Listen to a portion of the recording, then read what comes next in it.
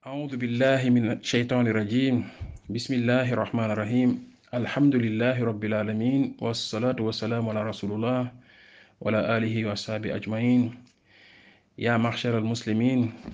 Le prophète Mohammed sallallahu alayhi wa sallam nous a appris que dans notre religion, rien n'est laissé au hasard. C'est une religion qui t'apprend dans n'importe quelle situation le comportement à adopter, les attitudes à adopter.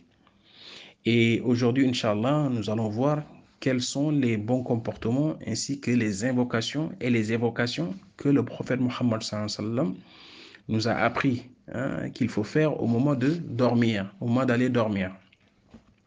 Et donc, sachez que avant même cela, c'est sunnah de dormir tôt. De dormir tôt. Le prophète Mohammed sallallahu alayhi wa sallam nous a dit que après la prière d'Aïcha, la dernière prière, il faut aller dormir tôt. Pourquoi? Parce que la sagesse derrière, ça va permettre, Inch'Allah, à la personne de se réveiller pour faire Qiyamul Layl, qui est donc une grande adoration, mais également pour être à l'heure à Fajr, pour prier Fajr à l'heure, un groupe de préférence. Puisqu'Allah subhanahu wa ta'ala, il a dit dans le Coran, Warka'u ma'ar raki'in, qui veut dire inclinez-vous avec ceux qui s'inclinent.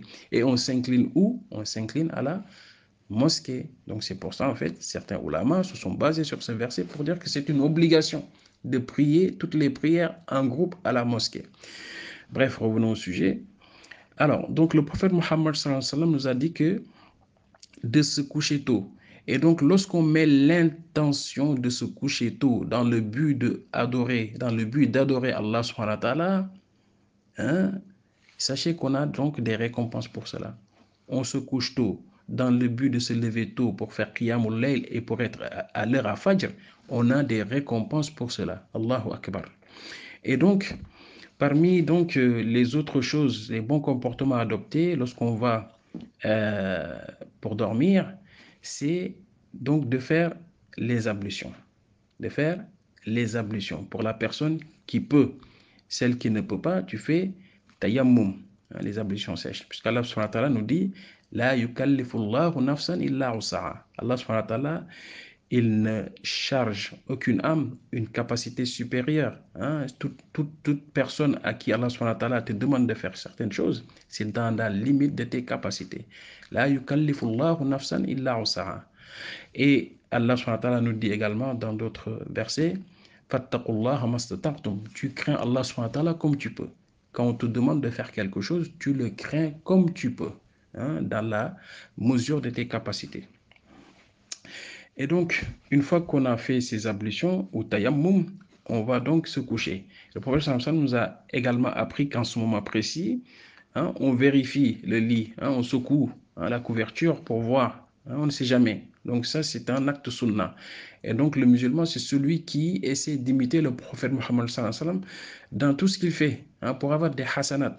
Parce qu'Allah sallallahu alayhi wa sallam nous a dit de suivre le prophète Mohammed sallallahu alayhi wa sallam. Atiullah wa atiur Rasoul. Donc c'est pour ça, on essaie à chaque fois de calquer tout ce que le prophète Mohammed sallallahu alayhi wa sallam a fait. Et donc, une fois qu'on a fait ça, on a regardé le lit, on se couche sur le côté droit, en positionnant en fait la paume de sa main sous sa joue, côté droit, et on se couche comme ça. Et là, Inch'Allah, on va commencer à faire les invocations et les évocations. Et parmi donc les invocations et les évocations que le prophète Mohammed sallallahu alayhi wa sallam nous a enseignées, il y en a beaucoup, mais on va en citer, Inch'Allah, quelques-unes. Parmi donc ces invocations, il y a donc le fait de lire Ayatul Kursi, de réciter Ayatul Kursi, qui est donc le verset le plus noble du Coran, qui renferme énormément de bienfaits. Donc, il est conseillé vivement d'apprendre. Ensuite, il y a donc les deux derniers versets de la sourate Al-Baqarah, au sujet desquels le prophète Mohammed sallallahu alayhi wa sallam nous a dit que celui qui les récite, ça lui suffit. Donc, il y a énormément de mérite à donc connaître ces deux versets. Ensuite, le prophète sallallahu alayhi wa sallam nous a demandé de réciter la sourate Al-Kafirun, qui est donc une sourate qui traite du polythéisme. Vous savez que le shirk, l'association, c'est le péché le plus grand en islam, le péché majeur, un péché majeur, le plus grand péché en islam, que Allah subhanahu wa ta'ala ne pardonne jamais à la personne qui meurt avec. Donc c'est pour cela, en fait, il est recommandé à chaque fois de faire un tauba, hein, si on a donc commis du shirk, de l'association. Hein. Donc, Inch'Allah, j'en ai déjà parlé sur d'autres audios.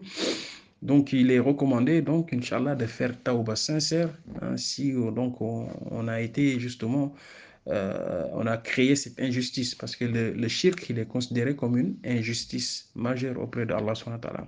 Une fois donc on a récité Al-Kafirun, on récite 3 fois Ikhlas, hein, 3 fois Falaq et 3 fois Nas, qui sont donc des sourates qui nous protègent, hein, des sourates protectrices. Donc il est recommandé que le prophète sallallahu alayhi wa sallam nous a enseigné, hein, de réciter. Ça te protège contre la jalousie, contre l'envie, hein, contre donc toutes les formes de méchanceté, la sorcellerie, donc des choses même qu'on ignore.